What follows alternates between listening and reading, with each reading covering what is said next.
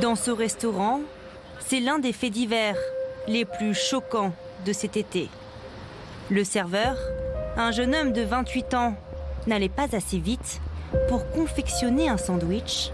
Alors son client a pris son pistolet et l'a abattu froidement.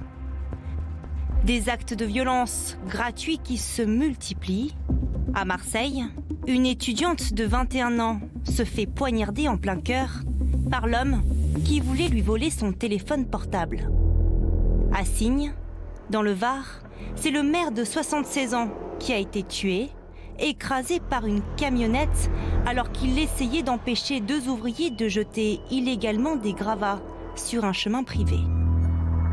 À tous les niveaux, que ça soit les déchets, que ça soit le bruit, que ça soit n'importe quoi, une voiture qui est stationnée, on ne peut pas attendre 2 minutes, il y a l'altercation qui arrive, c'est la violence, et ça doit plus exister. Année après année, c'est l'escalade de la violence gratuite, quotidienne. En France, il y a plusieurs centaines d'agressions de ce type par jour. Incivisme, vol, altercation, il suffit parfois d'un simple regard, d'un échange d'insultes pour que ce soit un drame et faire les gros titres des journaux. Les réseaux sociaux sont aussi un moyen de dénoncer ces violences de plus en plus ordinaires. Cette jeune humoriste très suivie sur Instagram raconte son agression. 3 mecs qui ont lynché mon copain à coups de pied très très fort dans la tête, très très fort contre les murs, contre des barres de fer. Et